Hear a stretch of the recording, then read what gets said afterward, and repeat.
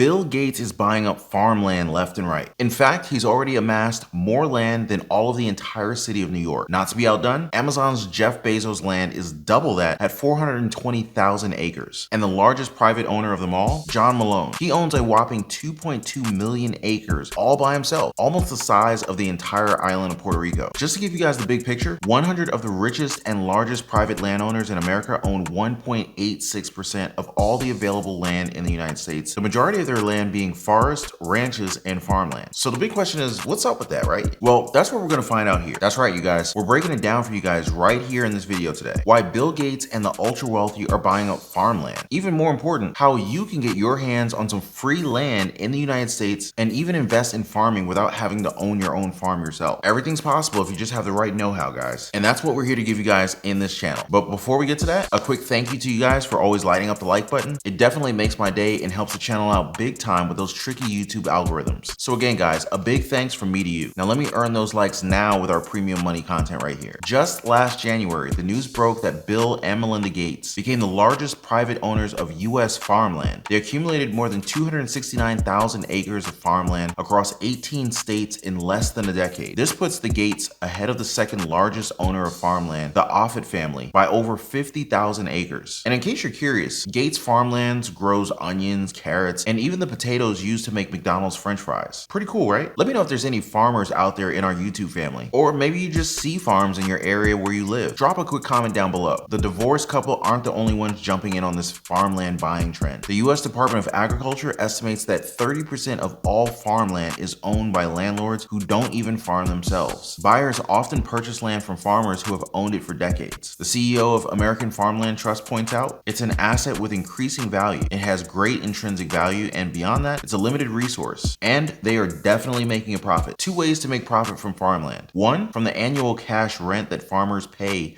to use the land, and two, from the steady increases in the land values themselves. Pretty sweet, right? Approximately 39% of the 911 million acres of farmland across the United States is rented out to farmers, and 80% of that rented farmland is owned by landlords who don't even farm themselves. Now, with all that demand, the amount of farmland in the United States is shrinking at a rate of almost 3 acres per minute. And since the world population is only growing, food demand isn't slowing down anytime soon. In short, as the amount of available farmland shrinks in the United States, the more valuable it gets. And for the ultra wealthy, like Bill Gates and John Malone, farmland is just another type of asset that they can secure with their wealth. It's been found that adding farmland to a model portfolio increased annual investment returns while simultaneously decreasing the volatility of the portfolio. Translation, investing in farmland equals more money with less risk. So where do we sign up, right? Well, we don't have to be billionaires like Jeff Bezos or Elon Musk to buy up some farmland ourselves. In fact, you can get your hands on some free land right now. Modern free land programs in the United States give Americans the chance to claim their best plots in areas not yet settled in the country. A handful of cities in America still have modern free land programs in place. Smaller towns with dwindling populations, especially in the rural Midwest, they're using them to entice people to move there and bring fresh life to the communities. Just one example, the city of Duluth in Minnesota. They gave away lots this spring to designers to come up with innovative solutions for the city's affordable housing shortage. Now, you don't have to be a designer to get your own piece of free land in the United States. You just have to know where to look. Lucky for you, I've already done the research for you. So here we go. The top 3 places for free land in the US. Number 3, Flagler, Colorado. Colorado is definitely seeing a boom with all the people flocking to the state. It offers multiple programs meant to assist the home buyers with down payment assistance and insurance rates, including those that help first-time home buyers with a permanent disability finance their homes. The town of Flagler, Colorado is also hoping to turn vacationers into residents by giving free land to people who plan to start a business on it. Flagler is a charming farming community, just perfect for those with a homesteading dream. All right, number 2, La Villa, Texas. Here's another great one. La Villa, La Villa, however you pronounce it. It's this cozy little town in Texas, and it's just a short 1-hour drive from everything. In fact, it is just 30 minutes from the decent-sized city of McAllen City. La Villa is offering around 100 plots of land for residential development. The land is given for free though. You just have to pay the property taxes. They also put a 5-year lien on the lot should you try to sell the property, usually equivalent to the value of the property. In short, they want residents, not developers. Definitely a decent place to set up a farm if you're interested. Number 1, Buffalo, New York. This is the big one as it's right in New York State, so just a fun 12-hour road trip to the city of your dreams, New York. City officials in Buffalo, New York are giving land plots away for $1 as part of their urban homestead program. Now, if you want your first home and and you have a knack for home renovation, then their vacant properties are just waiting for your magic touch. The program requires buyers to live in the home for at least 3 years and repair any kind of code violations within 18 months. In exchange, the owner pays just a few $100s a year in property taxes, insurance, and other costs. Definitely worth it if you ask me. And if these are not quite your thing, just look up free land programs in the US and you'll have plenty more options to choose from. Some of them are even prime farmland material. Let me know if you guys heard of similar programs like this one. Just drop me a quick comment down below. We can talk about it some more. Okay, so maybe building from the ground up is not your thing. There are still other ways to invest in farming without having to own a farm yourself. I'm talking about farm REITs and maybe some agricultural stocks. So REITs are real estate investment trusts. They basically pool investors' money and they use them for specific types of real estate that give income dividends to the investors. That's you. So what farmland REITs do is that they typically purchase farmland and then lease it to farmers. So you get the money from the rent that the farmers pay the REIT. Farmland REITs offer many different benefits. For one, they're definitely safer than owning just one farm since your risk and investment are spread out over multiple farms across a whole geographic area. REITs are also better liquidity-wise, meaning it's easier to turn it into cash if you need it. Since REIT shares are sold on the stock market, you can just straight up sell your shares to the next person and you're done. If REITs are not your style, you can always study up on the agricultural stocks and ETFs. Now, when it comes to stocks, you can buy up stocks in crop production or supporting industries. Crop production stocks, they deal with companies that plant, grow, and harvest crops. Many of these companies also engage in supporting activities like distribution, processing, and packaging. Some crop production companies that you can look into are Fresh Del Monte Produce, ticker symbol FDP. You've also got Adacarago, ticker symbol AGRO, and Cresud, ticker symbol CRESY.